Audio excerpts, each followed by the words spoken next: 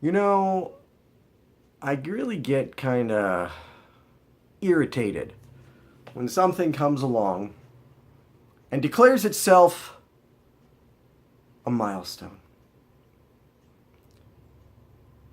That's really not the job of the thing itself. Whether it's a book, whether it's a video game, whether it's a movie, it's not the thing's job to declare itself that. It's one of the reasons why I always had kind of a problem with Michael Jackson, because Michael Jackson invented the King of Pop thing, and everybody just went, "Oh, he's the King of Pop," and it's like, well, why are you fucking listening to him? He's the one that said it. It's our job to come up with that and say he's the King of Pop. And in that way, I say Wonder Woman is not the queen of action movies. Now, as you can see, I've got, for some reason, this DCEU collector's thing. Everything from Man of Steel to a spot for Aquaman. Why am I getting Aquaman? Because there's 6 spots in here, and it's the 6th movie, and that's it. That's the only reason. Before we get into the review, what happened? Why? Why? How did this happen? You say to yourself, if you hate him so much, why do you own him? Because my inner child, my 5-year-old self, would never forgive me for not owning a movie called Justice League or Batman v Superman. And there are good moments in all of the movies.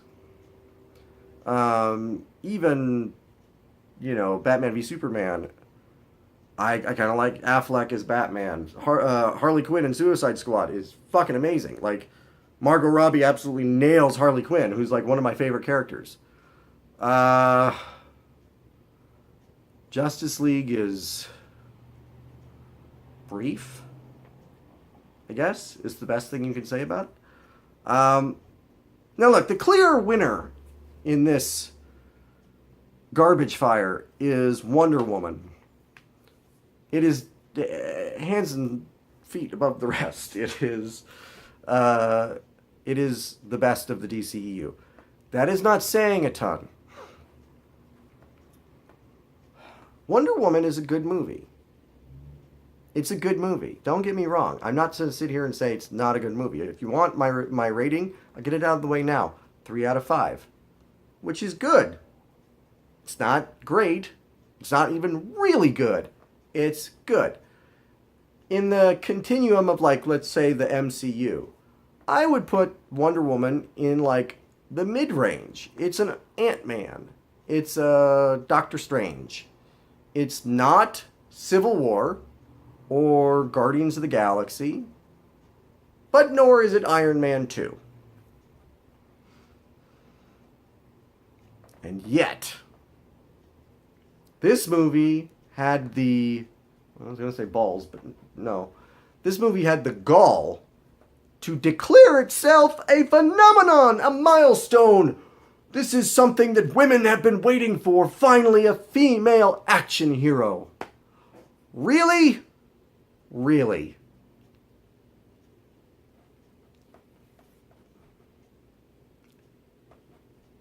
Alien. Terminator. Kill Bill. The Long Kiss Goodnight. Foxy Brown.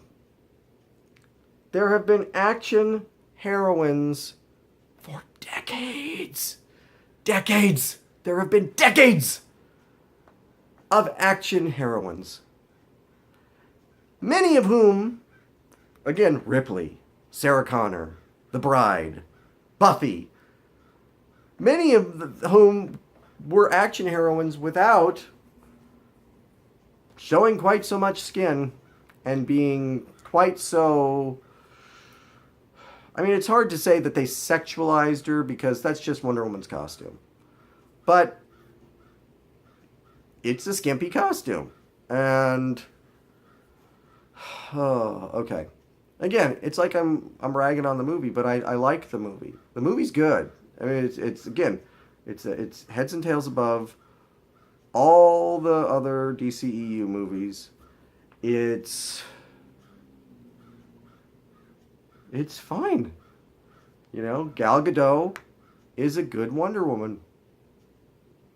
She's become a little full of herself since Wonder Woman came out, and now sees herself as sort of the ambassador to womanhood.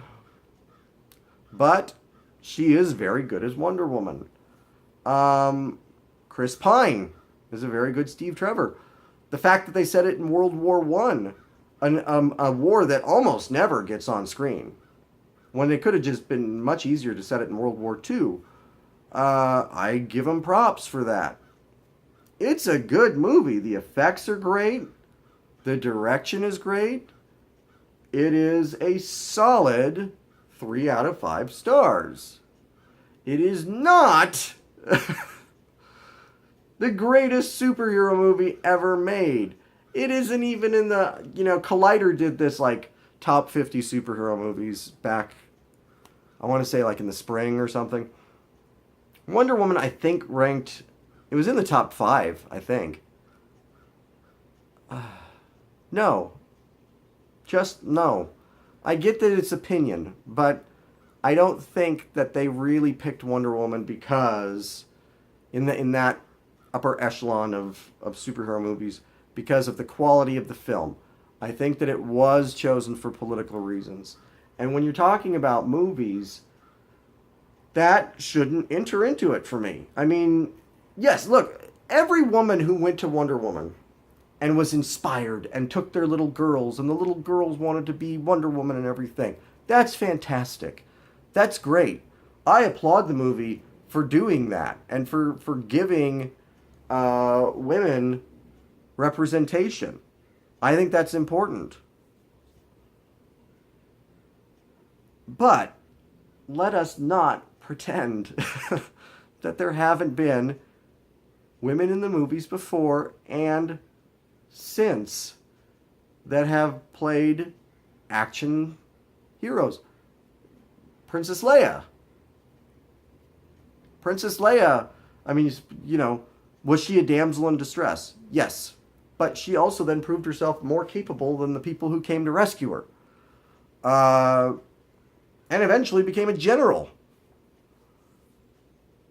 There's just such a long, rich history of women playing strong action characters. I mean, for better or worse, I wasn't a huge fan of the movie Atomic Blonde, but there's Charlize Theron kicking ass. And, great. I'm not complaining about it. I'm just saying, let's put that into context, okay? It was way overdue to get a Wonder Woman movie. Superman had been, on the big screen in the personification of like 3 different actors. Batman, so many actors. Wonder Woman absolutely deserved to get her own movie, and they did a very good job. It was a very good Wonder Woman movie. I think that there are things they could have done to make it even more groundbreaking. If you really want to pick at the groundbreaking thing, I think having a romance with Steve Trevor was a mistake. Not that Gal Gadot and Chris Pine didn't have chemistry, but why couldn't they just be colleagues?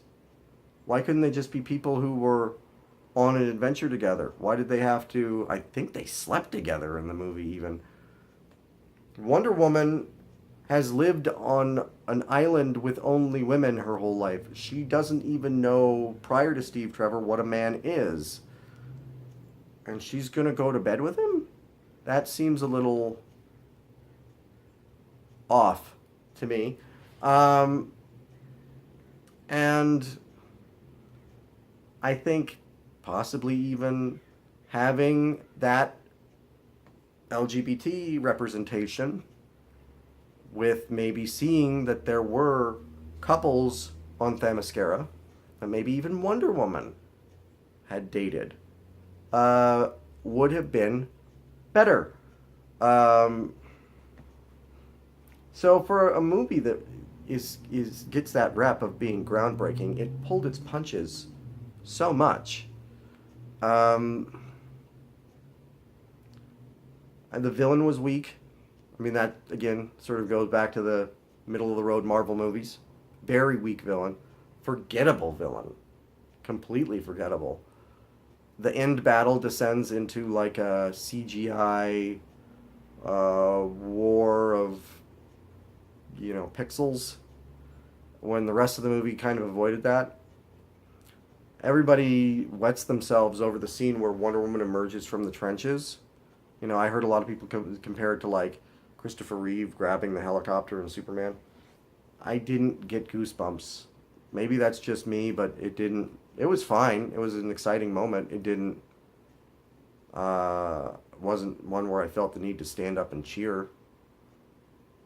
3 out of 5 stars. I mean, maybe people can tell me why Wonder Woman was this moment in our culture when it wasn't even like what's funny is it wasn't even the biggest. It was, I think, the lowest grossing superhero movie that year.